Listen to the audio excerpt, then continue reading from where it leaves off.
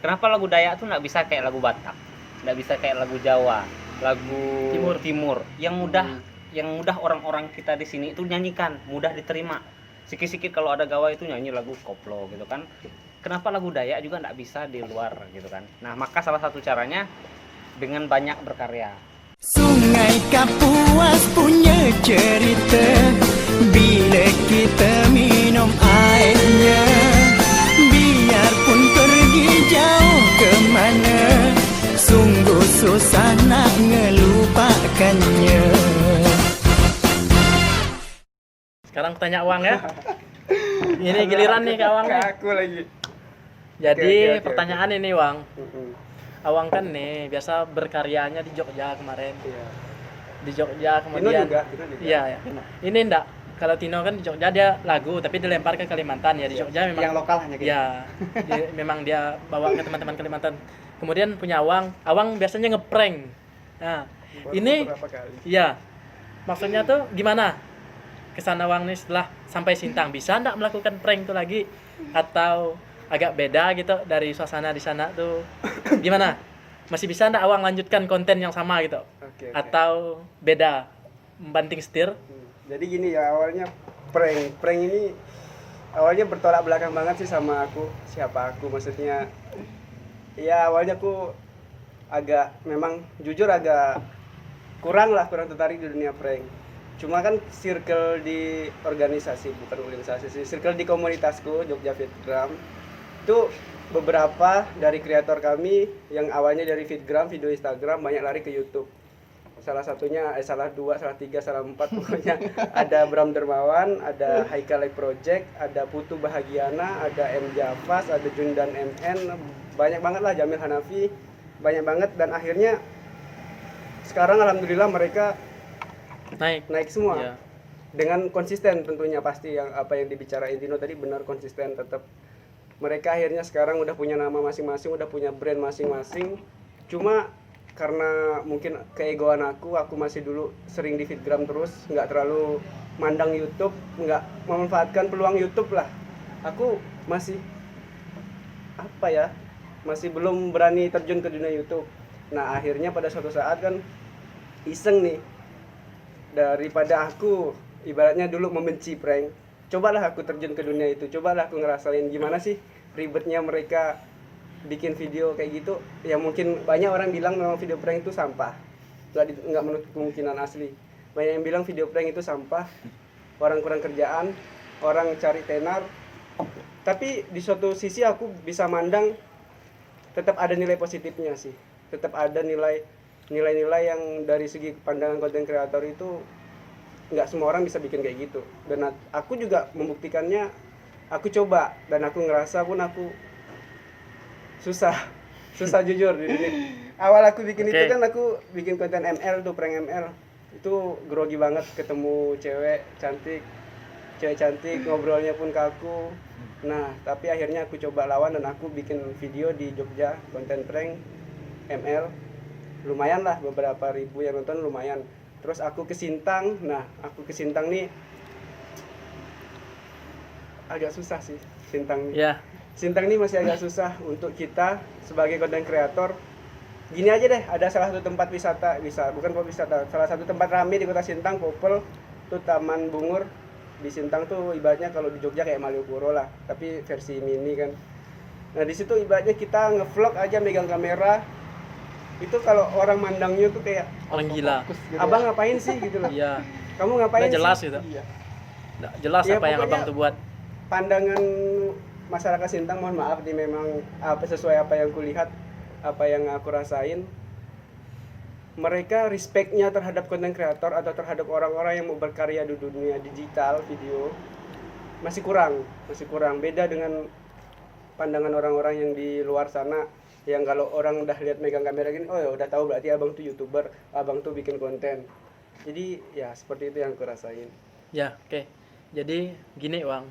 Aku ini ya agak membela orang-orang Sintang nih. Ya. Gini, bukan membela itu, meluruskan.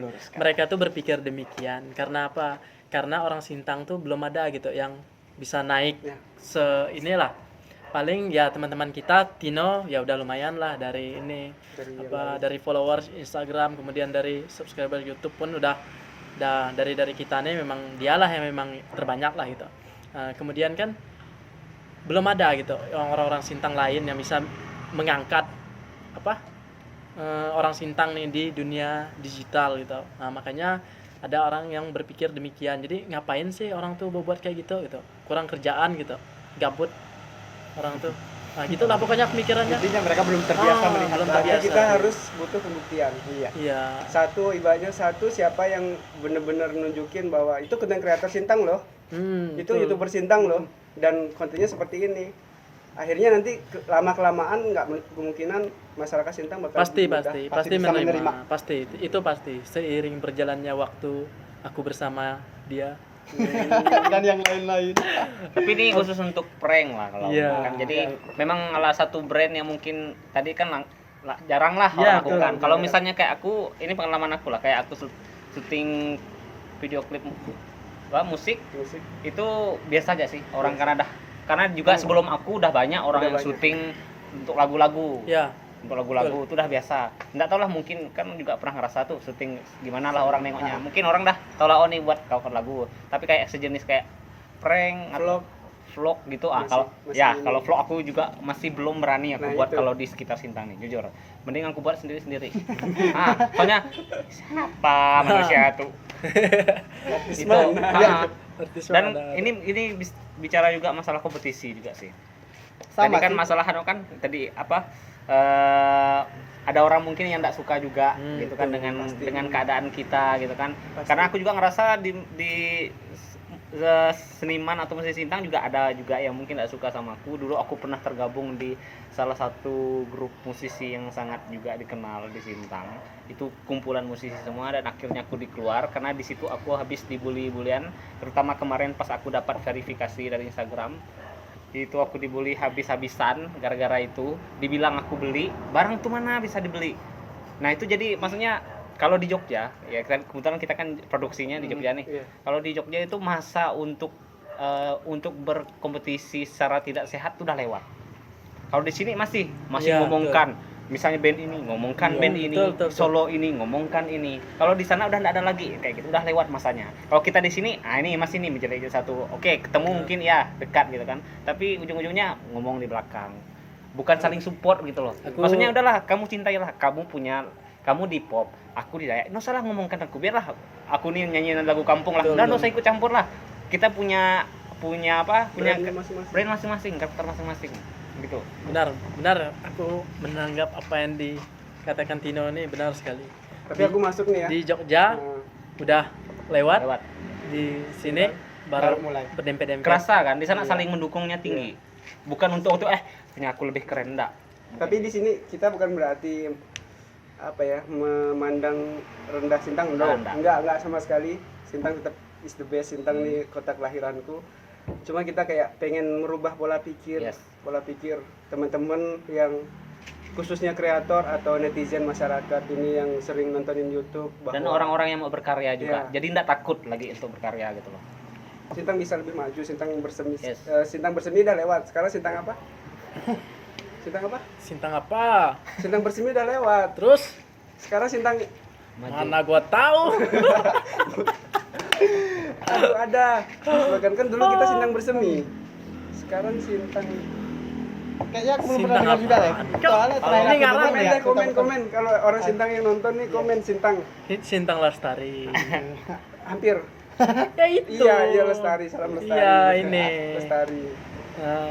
Sintang Lestari. bener sih kayak yang teman-teman bilang, mungkin kayak teman-teman orang di Sintang bukan ya kita bilang mereka belum bisa nerima.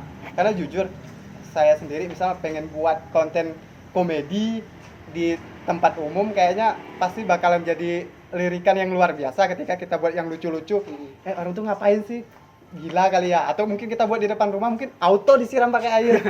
Auto deh Mas. Auto. Iya, enggak manual kalau auto. Mungkin langsung dilemparin sendal atau apa gitu kan. Orang gila lewat, bisa jadi kayak gitu. Iya. Enggak apa-apa.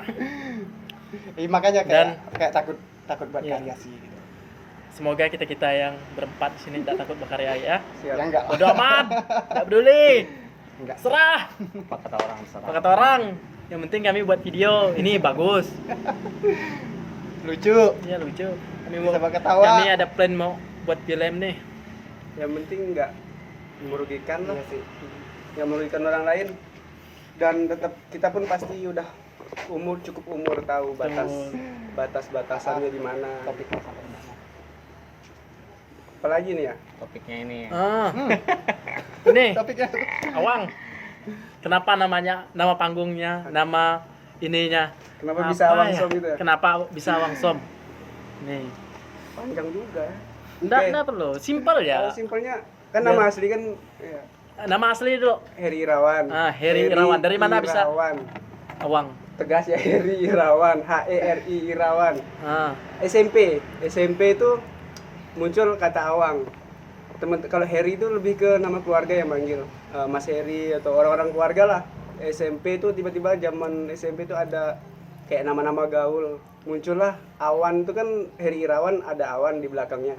Terus tiba-tiba mereka manggil Awang. Nah, seiring berjalan waktu sampai aku SMA kuliah, Awang. Di awal masuk Jogja Fitgram ada muncul kata Awang Som. Di situ ada grup Jogja Fitgram dan aku sering komen awesome terus kan. Orang bikin karya apa aku lihat Awesome di komen awesome. Ada cetukan dari siapa lupa gue. Pokoknya bukan satu orang aja sih bilang, kenapa namanya nggak awesome Awang, kenapa nggak Awang Som gitu.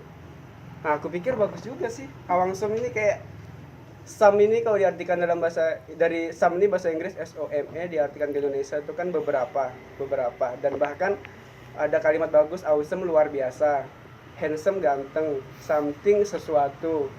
Yang kata-kata yang berkaitan dengan Som itu bagus. enggak Jadi, semua. Bekasem. apalagi Itu ini. buah kah? Bukan Bekasem. Bukan yang sengaja dibusukkan. Jadi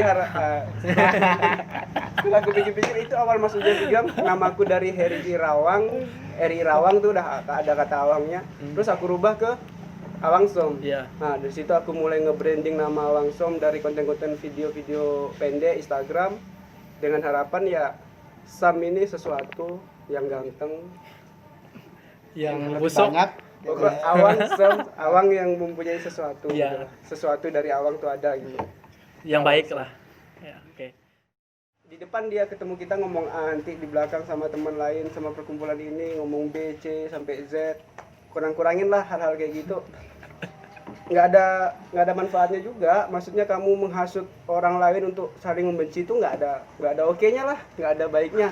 Lebih baik kita saling support. Toh nanti ketika kita punya planning, ibaratnya kita punya project juga, entah bukan hanya di dunia video, kita punya kerjaan, orang yang kita support itu nggak menutup kemungkinan suatu saat bakal support kita juga. Jangan menimbulkan suasana-suasana negatif, nanti juga kembali lagi ke diri kamu bakal negatif juga.